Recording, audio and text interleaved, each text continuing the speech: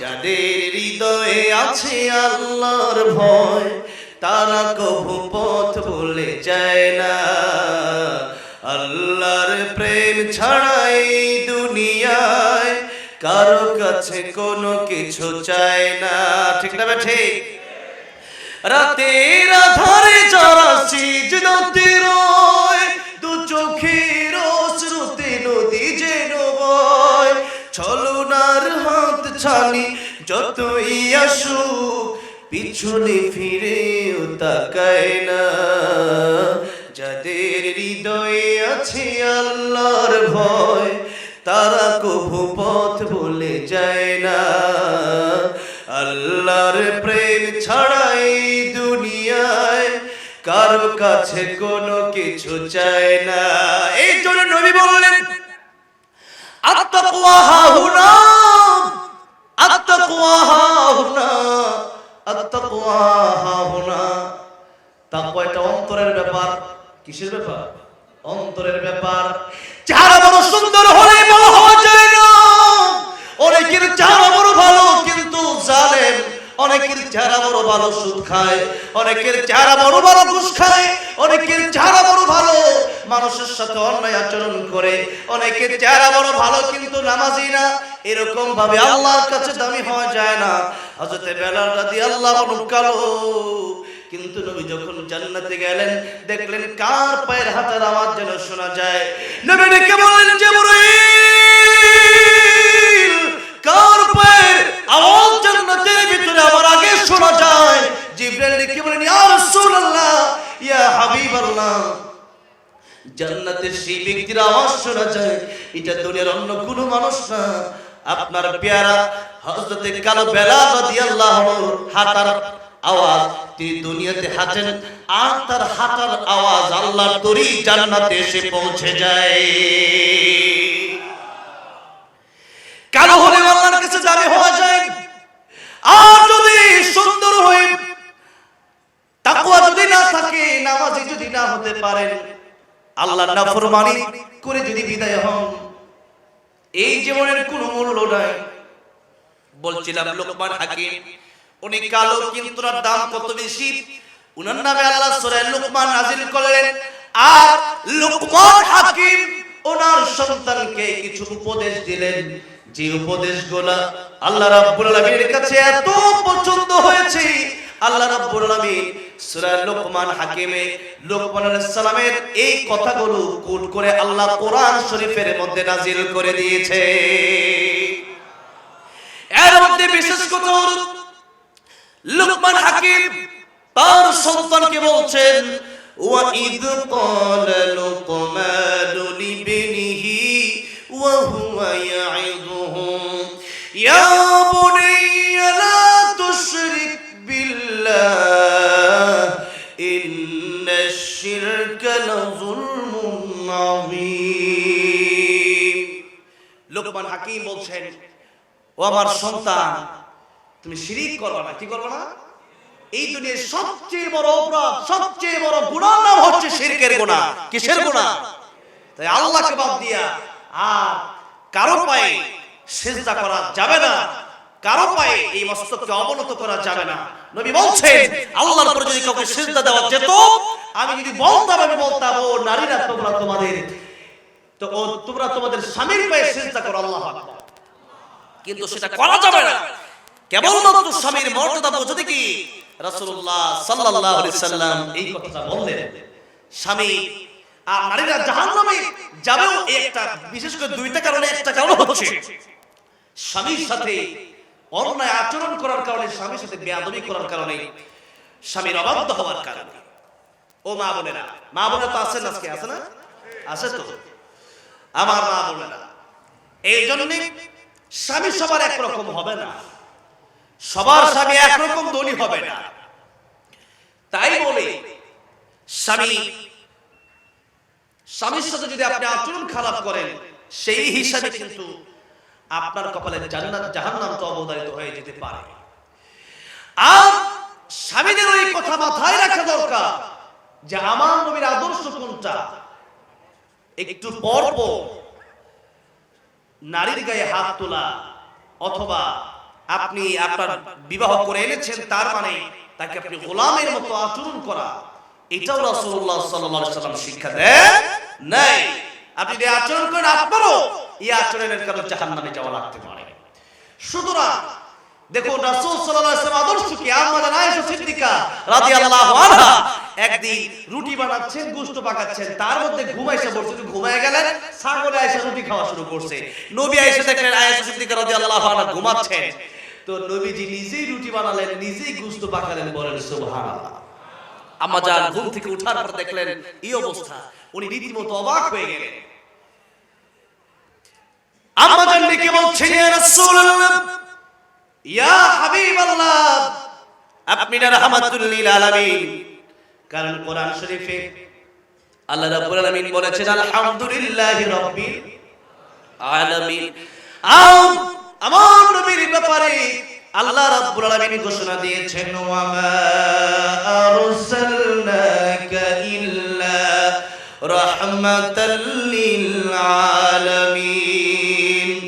রাহমাতুল লিল আলামিন নবী কোরআনে প্রমাণ, আশিক বিনে কে বুঝিবে আমার দয়ার নবীর শান। খারাপ লাগতেছে আপনাদের? একটু মাঝে মধ্যে নবীর প্রেমে গাওয়া যাবে না ইনশাআল্লাহ? যাবে তো? একটু বলেন না, রাহমাতুল লিল আলামিন নবী, রাহমাতুল লিল কোরআনে প্রমাণ, আশিক বিনে কে বুঝিবে আমার দয়ার নবীর শান। বলেন না, আশিক বিনে কে বুঝিবে নবী আমার মদিনারে বলবো,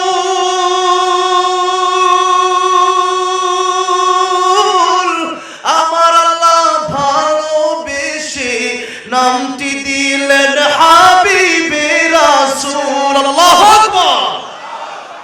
নবী আমার মদিনারে বলবো, আমার আল্লাহ ভালোবেসে নামটি দিলেন হাবিবে রাসূল। ওই নবীকে ভুল বুঝিলে থাকবে না ঈমান, আশিক বিনে কে বুঝিবে আমার দয়ার নবীর শান।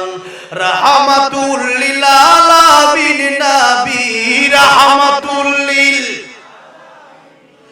কোরআনে প্রমাণ, আশিক বিনে কে বুঝিবে আমার দয়ার নবীর শান। উম্মত বিনে কে বুঝিবে আমার দয়ার নবীর শান। খারাপ লাগতেছে? আপনাদের কষ্ট হলে একটু আমার মাঝে মধ্যে বইলেন, কথাটা বুঝতে পারছেন? কেবল তো খাওয়া দাওয়া শুরু করলেন আর কি। ইলিয়াস জাহিদি সাহেব আসতেছেন, আলহামদুলিল্লাহ। এত বড় বড় মানুষকে আপনারা পেয়েছেন, আমি তো ছোট মানুষ এখানে, আর অল্প সময় কথা বলবো আর কি। তো আপনাদের কষ্ট না আমার বলবেন, তাহলে আমি আস্তে ধীরে শেষ করবো। কুষ্টিয়া এক জায়গায় গেলাম, তো সভাপতি সাহেব বললো যে ভাই আপনি শেষ করে বলে, কেন আমার খুব ঘুম ধরতেছে। তো ঘুম চুম ধরলে বললেন, ঠিক আছে, হ্যাঁ থাকবেন তো শেষ পর্যন্ত ইনশাআল্লাহ? কারা কারা থাকবেন দেখি তো একটু হাতটা উঠে নাড়া দেন তো। লিল্লাহি তাকবীর, লিল্লাহি তাকবীর। আল কোরআনের আলো, কোরআন হাদিস যেখানে, আলেম ওলামা যেখানে, লিল্লাহি তাকবীর। হাত নামান, আল্লাহ কবুল করেন, বলেন আমিন। এবার দেখেন আমার নবীজি তিনি নিজেই রুটি বানালেন আর নিজেই তিনি গোশত পাকালেন। আম্মা জান আয়েশা সিদ্দিকা রাদিয়াল্লাহু আনহা বলছেন, আপনার রাহমাতুল লিল আলামিন নবী। আল্লাহর পরে পৃথিবীতে কার সম্মান? আমার নবীর সম্মান, ঠিক না ঠিক? তিনি সৃষ্টির শ্রেষ্ঠ, তিনি রুটি বানাচ্ছেন, তিনি গোশত পাকাচ্ছেন, কি সুন্দর। শুধু তো তাই না, ইহুদির বাড়িতে গেলেন, ইহুদির বাড়িতে যাওয়ার পরে বলেন কাজ আছে, বলে কাজ আছে। কাজ করতেছেন আমার নবী, বা বালতি দিয়ে কুয়া থেকে পানি উঠায় খেজুর বাগানে দিচ্ছিলেন। ইন দ্য মিন টাইম বালতিটা পড়ে গেল, ইহুদি এসে আমার নবীর গালে একটা কষায় থাপ্পড় মেরে দিলেন। জোরে করে নাউজুবিল্লাহ। আমার নবী কি চরিত্র শিক্ষা দিয়েছেন, আমাদের চরিত্রটা কোথায় আজকে? যার চরিত্রের সার্টিফিকেট দিয়েছেন ওয়া ইন্নাকা আলা খুলুকিন আযীম, আল্লাহ কে সার্টিফিকেট দিয়েছেন? জোরে বলেন কে দিয়েছেন? আল্লাহ দিয়েছেন। আমার নবী থাপ্পড়ের বদলে থাপ্পড় দিলেন না, নবীজি চলে গেলেন। ইহুদি চিন্তা করলো অনেক লম্বা ঘটনা অনেক লম্বা করা আমার উদ্দেশ্য না, আমি ঘটনাগুলো 1-2 মিনিটের ভিতরেই আমি বলার চেষ্টা করি, কারণ অনেক কথাই আমার বলা দরকার। কয়টা বলবো, সমাজ তো অনেক সমস্যা। রাসূল সাল্লাল্লাহু আলাইহি সাল্লাম চলে গেলেন। ইহুদি তার মনে কাঁপন সৃষ্টি হয়ে গেল যে কি হয়ে গেল, এত সুন্দর ব্যবহার কার বাড়িতে গেল স্ত্রী, আমি থাপ্পড় দিলাম, উল্টা আমার সাথে সুন্দর ব্যবহার করে চলে গেল। তার স্ত্রী বলল, চেহারা একটু বর্ণনা দাও। বর্ণনা দেওয়ার পরে স্ত্রী বলল, স্বামী চিনো না, তিনি তো মুহাম্মদুর রাসূলুল্লাহ সাল্লাল্লাহু আলাইহি সাল্লাম। কার গালে থাপ্পড় দিছো, এই হাত তো তোমার গজবে ধ্বংস হয়ে যাবে। লোকটা চলে গেলেন রাসূল সাল্লাল্লাহু আলাইহি সাল্লামের দরবারে, গিয়ে সালাম দিলেন, আসসালামু আলাইকা ইয়া রাসূলুল্লাহ। নবীজি বলেন, কে? ইহুদি বললেন, ইয়া রাসূলুল্লাহ, আমি ওই ব্যক্তি যে ব্যক্তি আপনাকে থাপ্পড় দিয়েছিলাম। নবীজি পারমিশন দিলেন ঘরে ঢোকার জন্য। বলল, ইয়া রাসূলুল্লাহ, এই দেখেন একটা হাত নিয়ে আসছে, আরেক হাত কাইটা নিয়ে আসছে। আল্লাহু আকবার বলেন। মনে আর মনে নাই, বুঝতে পারি নাই। আপনি যে রহমাতুল্লাহ আলাইহি, এই হাত নিয়ে আমি কবরে যাব, আমি জাহান্নামে যাব, আমি সইতে পারবো না।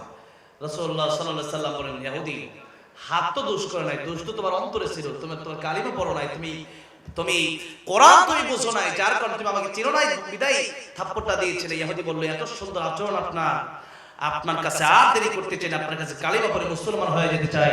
ইয়া রাসূল, আপনি পড়া দেন লা ইলাহা ইল্লাল্লাহু মুহাম্মাদুর রাসূলুল্লাহ সাল্লাল্লাহু আলাইহি ওয়াসাল্লাম। এই ছিল রাসূল সাল্লাল্লাহু আলাইহি ওয়াসাল্লামের চরিত্র। রাসূলুল্লাহ সাল্লাল্লাহু আলাইহি ওয়াসাল্লাম আম্মা আয়েশাকে রাদিয়াল্লাহু আনহাকে বলছেন, আয়েশা, আমি রাহমাতুল লিল আলামিন হতে পারি, আল্লাহর পরে আমার মর্যাদা তার ঠিক, কিন্তু আয়েশা রে, তুমি তো আমার স্ত্রী, আমি তো তোমার স্বামী, আমি কি তোমার সাথে একটু সহযোগিতা করব না? আল্লাহু আকবার।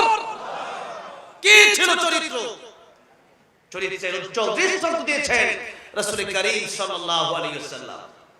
এই আচরণ আমাদের ভিতরে আনা দরকার আছে না নাই? আমাদেরকে এক থাপ্পড় বললে আমরা 5টা ঘুষি মারি, ঠিক না? ঠিক। এরপর ও তোর দল সব নিয়ে আমার দল আমি নিয়ে যাচ্ছি, এরপরে শুরু হয় মামলা, একজনের হত্যা আর একজন সারা জীবন জেল, নাকি বলেন? এই হচ্ছে আমাদের চরিত্র। বিশ্বনবী রাহমাতুল্লিল আলামিনের চরিত্র যদি আপনি মেনে নিতে পারেন, এই অবস্থা আমাদের হতো না। আল্লাহ আমাদেরকে প্রিয় রাসূলুল্লাহ সাল্লাল্লাহু আলাইহি সাল্লামের চরিত্র অনুযায়ী জীবন পরিচালনা করার তৌফিক দান করো। জোরে বলেন আমিন। বলছিলাম, আল্লাহর সাথে শিরক করা যাবে না। কি করা যাবে না? মাই ইউশরিক বিল্লাহি ফাকাদ হারামাল্লাহু আলাইহিল জান্নাতা ওয়া মাওয়াহুন নার। জান্নাত হারাম হয়ে যাবে, জাহান্নাম ওয়াজিব হয়ে যাবে। সুতরাং শিরক থেকে আমরা বেঁচে থাকবো, বলি ইনশাআল্লাহ। অনেক লম্বা চূড়া শিরক নিয়ে আলোচনা, আমি যে বিষয় নিয়ে আলোচনা করব শিরকে যাব, তার আগে আমি আপনাদেরকে যে বিষয় নিয়ে এতক্ষণ কথা বলতে আসলাম, যে নবীজি বললেন 5টা বিষয়ের আগে তোমরা 5টা সময়ের আগে 5টা সময়কে তোমরা গনিমত মনে করো। এর মধ্যে 1 নম্বর নবী বলেন, শাবাবাকা ক্বাবলা হারামিক, এই যৌবন কালকে তোমরা গুরুত্ব দাও। যৌবন কালে যারা আল্লাহর ইবাদত করবে, তারা বৃদ্ধ হয়ে গেলে সেই ইবাদত যদি নাও করতে পারে, আল্লাহ সেই ইবাদতের সওয়াবটা, যেরকম নফল ইবাদত, অনেক সময় দেখা গেছে আপনি বৃদ্ধ হয়ে গেলেন, এখন তো মসজিদে যাওয়া সম্ভব না, অনেক সময় বসে নামাজ পড়া অসম্ভব, তখন ইশারায় পড়লেন, তখন এই যে যৌবনকালে ইবাদতের কারণে আল্লাহ রাব্বুল আলামিন বৃদ্ধ বয়সে ওই সওয়াবগুলো আপনাকে ফ্রিতে দিয়ে দিবে। জোরে বলেন সুবহানাল্লাহ। এই জন্য যৌবনকালে যারা ইবাদত করবে, রাসূল সাল্লাল্লাহু আলাইহি ওয়াসাল্লাম বলেন 7 শ্রেণীর মানুষকে আল্লাহ রাব্বুল আলামিন আরশে আযীমের নিচে সায়াদান করবেন কিয়ামতের ময়দানে, যেদিন সূর্য থাকবে মাথার অর্ধ হাত উপরে, নিচে থাকবে তামা, 50টা হাজার বছর সেখানে মানুষদার থাকবে। আর যারা যৌবনকালে আল্লাহর ইবাদত করবে, এদেরকে আল্লাহ রাব্বুল আলামিন আরশে আযীমের নিচে সেদিন সায়াদান করবে। এই গেল এক। দ্বিতীয় নম্বরে আল্লাহর নবী বললেন, সিহহাতাকা ক্বাবলা সাকামিক, সুস্থ থাকা অবস্থায় আল্লাহর গোলামি করো। অসুস্থ হয়ে যাওয়ার আগে যদি মানুষ অসুস্থ হয়ে যায়, খাওয়া দাওয়া ভালো লাগে না, যদি মানুষ অসুস্থ হয়ে যায়, নামাজ পড়তে আগের মতো শক্তি পায় না, চলাফেরা করতে পারে না, চাকরি করতে পারে না, নিজে নিজে একা একা চলতে পারে না। মানুষের যখন জ্বর আসে অথবা অন্যান্য যে কোনো অসুস্থতার ভিতরে যখন মানুষ পড়ে যায়, তখন মানুষ সুস্থতা কত বড় নিয়ামত তখন সেই ব্যক্তি টের পেয়ে যায়। সুস্থতা এত বড় নিয়ামত। এই যে খাচ্ছেন রুচি, মুখে রুচি দান করছেন কি এই তো গত নভেম্বরে এমন অসুস্থ হলাম, খেতে পারি না, প্রায় 3-4 দিন টানা 3-4 দিন খাবার না খেয়েছিলাম। একটা অবস্থায় আমি শুধু চিন্তা করলাম, আল্লাহ সুস্থতা কত বড় নিয়ামত, কমপক্ষে যে খাবার খেতে পারি এটাই যে আমার কত বড় নিয়ামত। যা খাই তাই তিতা লাগে, কি লাগে? তিতা লাগে। কি আর খাবো, খাবারই খেতে পারি না। তো এই যে নবীজি বললেন সুস্থ থাকা অবস্থায় অসুস্থ হওয়ার আগে আল্লাহ এই নিয়ামত থেকে গনিমত মনে করো। 3 নম্বরে নবী বলছেন গিনাকা ক্বাবলা ফাকরিক, টাকা পয়সা যদি থাকে আল্লাহর রাস্তায় ব্যয় করো, যেথায় সেথায় টাকা পয়সা খরচ করবা না। কারণ টাকা পয়সা আল্লাহ রাব্বুল আলামিন সবাইকে দেয় না। সবাইকে দেয় নাকি? আপনি ইচ্ছা করলে কি টাকা কামাতে পারবেন না? আবার অনেকে জন্ম থেকে সোনার চাবিচ মুখে নিয়ে বড় হয়, বাপের সম্পদ খেয়ে সন্তান শেষ করতে পারে না, এমন ধনীও আছে না নাই? এমন ধনীও আছে। সুতরাং নবী বললেন এই সম্পদ আল্লাহ তোমাকে দান করলেন, এই সম্পদের যথা ব্যবহার তুমি করবা। টাকা পয়সা সকাল বেলার ধনী তুমি, ফকির সন্ধ্যা বেলা। টাকা পয়সা আছে কাল নাও থাকতে পারে, এমন রোগ হতে পারে যে রোগ হলে পরে হসপিটালের বেডে আপনি শুয়ে থাকবেন, আইসিইউর বিল লক্ষ লক্ষ টাকা আসবে, জমি বিক্রি করে দিবেন, আপনার হাতে ভিক্ষাট হলে পর্যন্ত আল্লাহ উঠায় দিতে পারে কি পারে না? সেটা আল্লাহর, সেই ক্ষমতা আল্লাহর আছে না নাই? আছে। নবী বললেন 4 নাম্বার ফরাগাকা ক্বাবলা শুগুলিক, অবসর থাকা অবস্থায় ব্যস্ত হওয়ার আগে আল্লাহর গোলামি করো। কারণ মানুষ দিন যত যায় তত অবসর হয় না, তত ব্যস্ত হয়। কি হয়? আমার এক উস্তাদ ছিলেন প্রায় 7 বছর আগে, ওনার কাছে আমি হেদায়েত নাহু করেছি। হুজুর আমাকে বলতেন, আমাদের ক্লাসে বলতেন, যখন তোমার 2 পাও যেথায় খুশি সেথায় যাও, যখন তোমার 4 পাও ভাত কাপড় দিয়ে যাও, যখন তোমার 6 পাও আব্বু তুমি কোথায় যাও। কথার মিনিংটা আপনারা বুঝেছেন?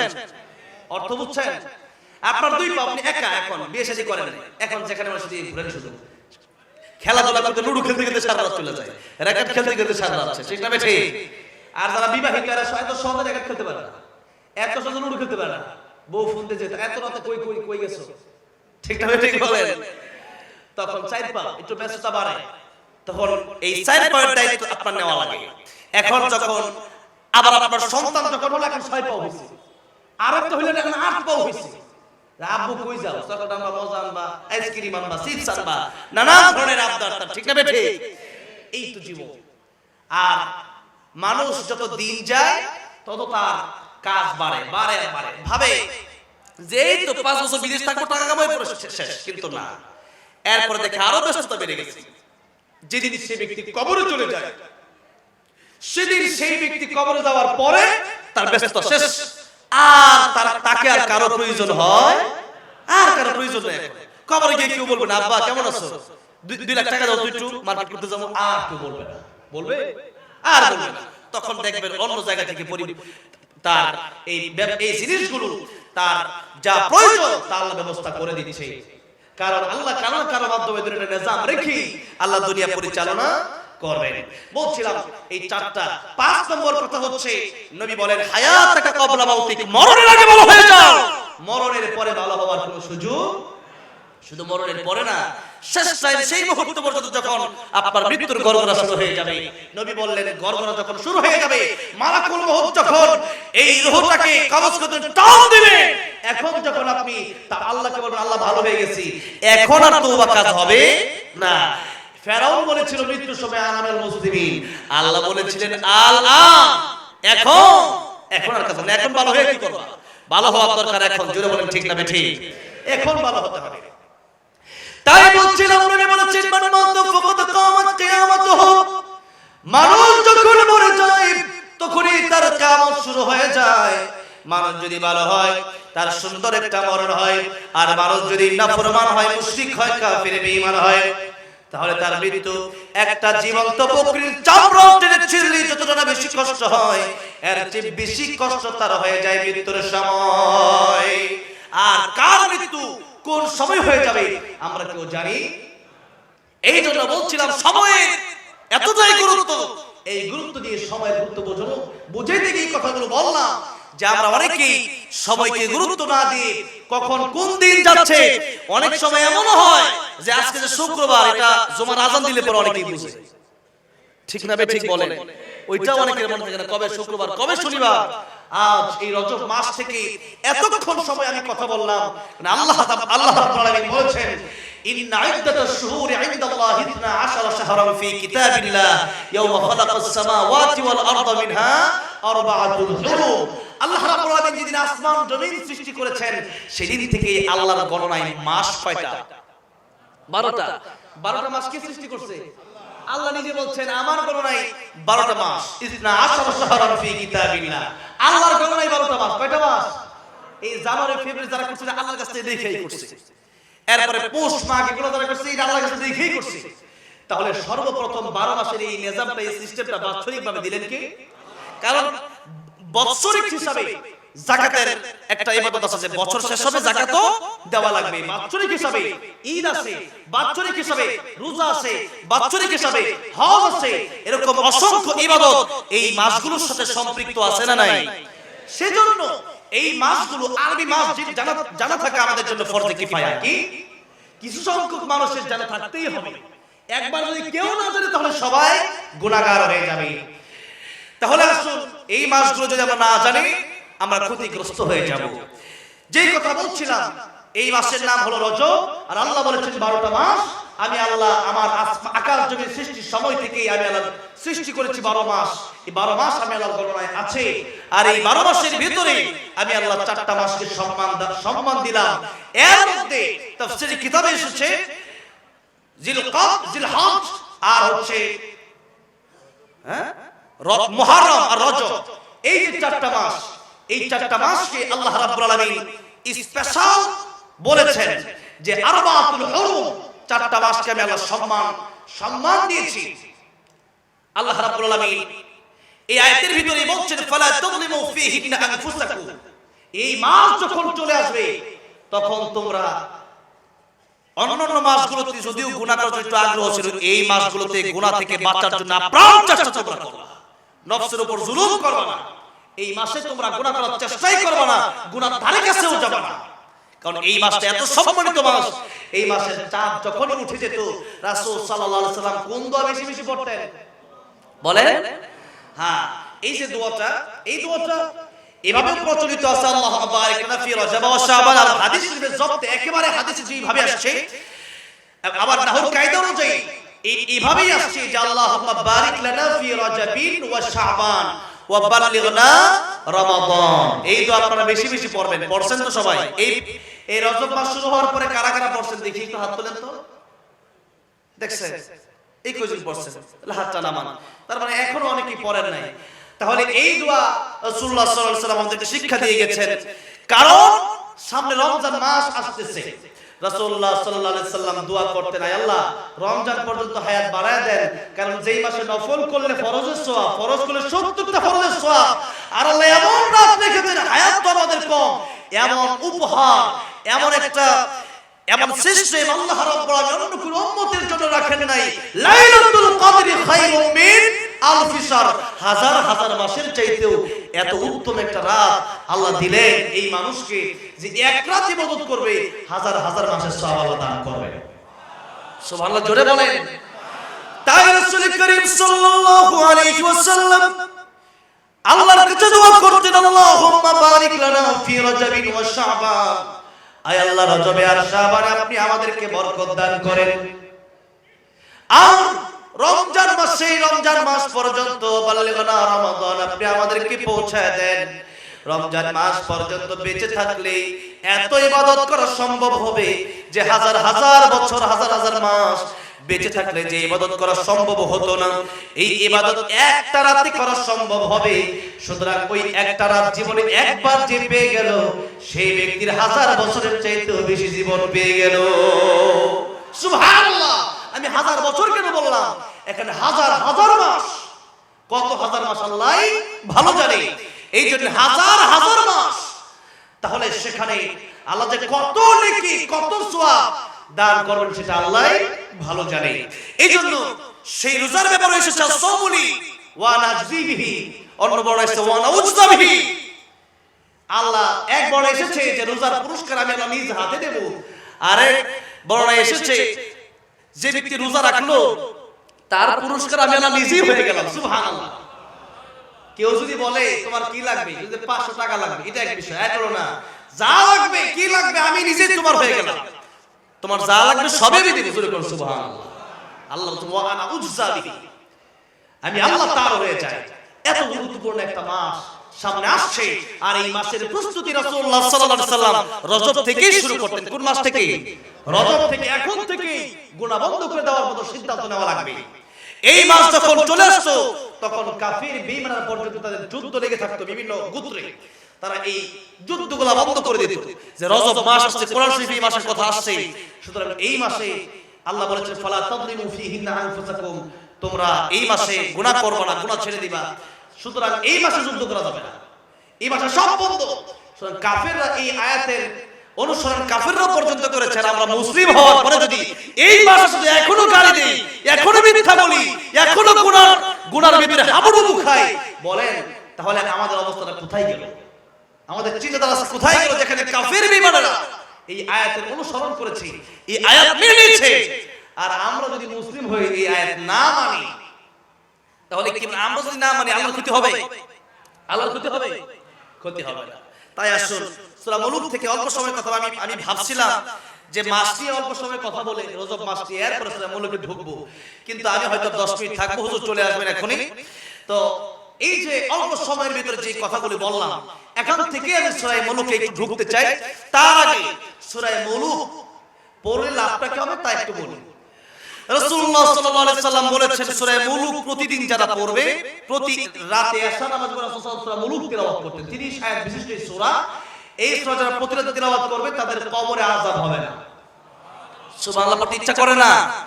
কবরে আযাব, এটা বিশ্বাস করেন তো আপনারা? কবরে যে আযাব আছে, হ্যাঁ, এই কবরের আযাব এর চেয়ে ভয়ানক আর কি? যেখানে উসমান রাদিয়াল্লাহু আনহু গেলেই শুধু কাঁদতেন। সাহাবীরা জিজ্ঞাসা করলেন রাসূল করিম সাল্লাল্লাহু আলাইহি সাল্লাম জান্নাত জাহান্নাম নিয়ে এত আলোচনা করে, আপনি তো এত কাঁদেন না, যত কবরের পাশে গেলে আপনি যত বেশি কাঁদেন। উসমান রাদিয়াল্লাহু আনহু বললেন, ও সাহাবীরা, আমার সাথীরা, এই কবর আমার রাসূল করিম সাল্লাল্লাহু আলাইহি সাল্লাম বলেছেন এই কবর হলো প্রথম স্টেশন। এই কবরে যে ব্যক্তি ধরা খেয়ে যাবে, সে মিজানে ধরা খেয়ে যাবে, পুলসিরাতে ধরা খেয়ে যাবে, সে ব্যক্তি হাসরের ময়দানে ধরা খেয়ে যাবে। আর এই কবর আল কবর রাওযাতুম মির রিয়াদিল জান্নাহ আও হুফরাতুম মিন হুফরিন নার, কবরটা যার জন্য জান্নাতের বাগান হয়ে যাবে তার চিন্তা কি? আর কবর কারোর জন্য জাহান্নামের গর্ত হয়ে যাবে, তার চিন্তার কোনো শেষ নাই। এই জন্য যারা কবরে মুক্তি পেয়ে যাবে, এটা হলো প্রথম স্টেশন, সে সব স্টেশনে মুক্তি পেয়ে যাবে। আর যে ব্যক্তি কবরে গিয়ে ধরা খাবে, ওই ব্যক্তি হাসরে ধরা খাবে, মিজানে ধরা খেয়ে যাবে, পুলসিরাতে ধরা খেয়ে যাবে, এমনকি জাহান্নাম তার নসিব হয়ে যেতে পারে। এই জন্য কবরের প্রস্তুতি আমাদেরকে নিতে হবে। আল কাইসু মান দারা নাফসুহু ওয়া আমিলা লিমা বাদাল মাউত, প্রকৃত জ্ঞানী ওই ব্যক্তি যে ব্যক্তি তার নিজের চিন্তা বেশি করে। আমরা এখন নিজের চিন্তা বেশি করি না, মানুষের চিন্তা বেশি করি। কার চিন্তা বেশি করি? অমুকে ভালো না, অমুকের মেয়ে ভালো না, অমুকের ছেলেটা কালো, অমুকের মেয়ের যে বিয়ে দিছে ওই জায়গাটা ভালো না, ও একটা বাটপার, চা খাইতে বইলে গীবত আছে না নাই? আছে না নাই? ওয়ালা ইয়াগতাব বা'দুকুম বা'দা আইয়ুহিব্বু আহাদুকুম আইয়াকুলা লাহমা আখিহি মাইতান ফাকারিহতুমুহ।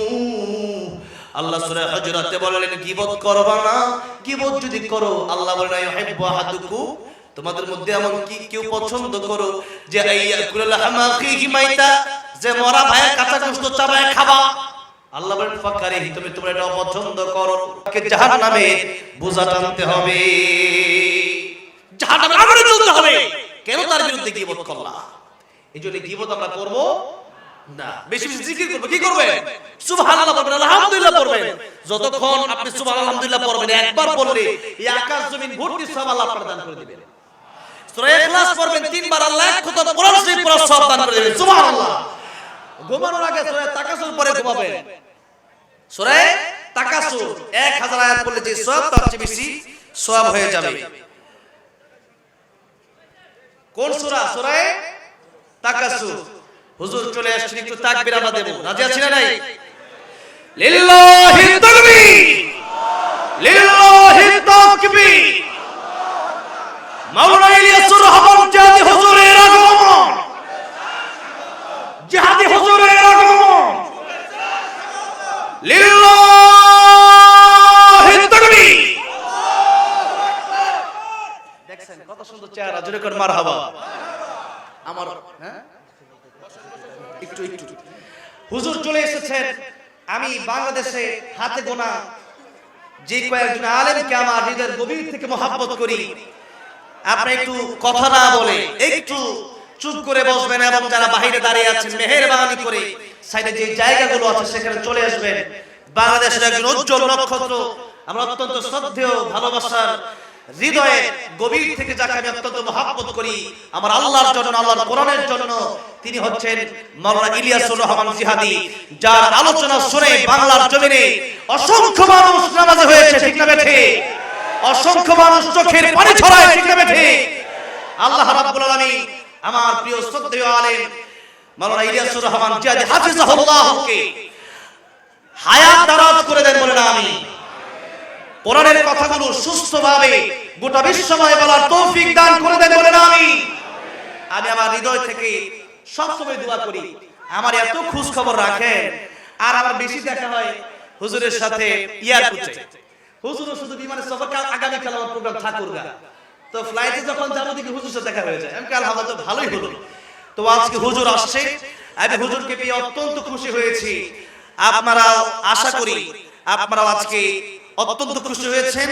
তার আমি আর কথা বলবো না, কারণ এত এই সময়টাতে যখন একজন প্রধান আলোচক, একজন আলেমে দ্বীন যখন স্টেজে চলে আসে, তখন আমরা ওনার ছাত্রের সমতুল্য, এই সময় কথা বলা ঠিক না। তারপরে আমার যুবক ভাইরা এই মঞ্চ থেকে এই মঞ্চে আসার আগে আমাকে বলেছিল যে তাদের একটা ইসলামী সঙ্গীত পছন্দ, যে মদিনার মাটির এই সঙ্গীত তারা শুনবে। তো হুজুর অনুমতি দিলে আমি গাইতে পারি। অনুমতি আছে? জোরে করে মারহাবা। আপনারা যে আওয়াজ করতেছেন এই আওয়াজে কিন্তু আমি খুশি হতে পারলাম না ভাই। কেন এই আওয়াজ করবেন? মেহেরবানি করে একটু চুপ হয়ে বসে। আমি ইসলামের সঙ্গীত গিয়ে ইনশাআল্লাহ বিদায় নিয়ে যাব। ও মদিনার মাটি রে,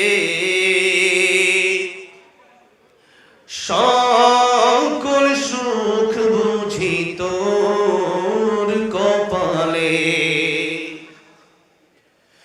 ও মদিনার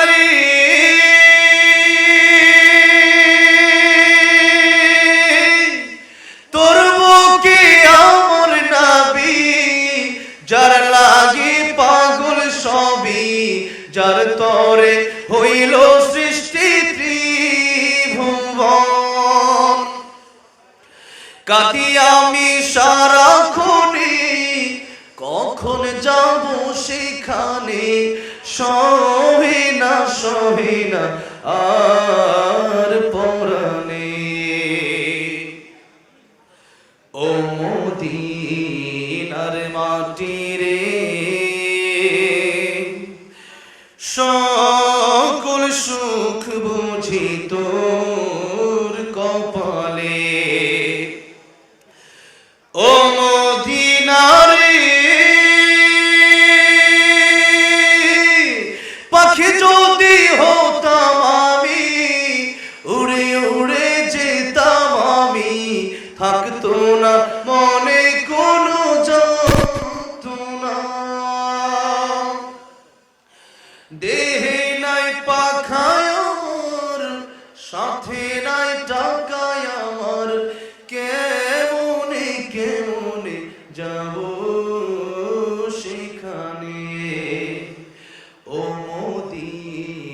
মদিনার মাটি রে,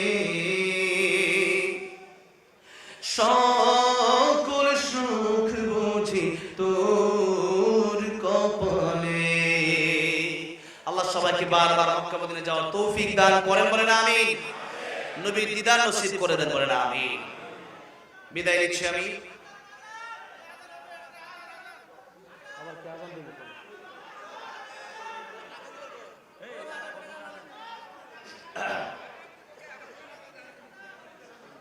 এই মুহূর্তে হ্যাঁ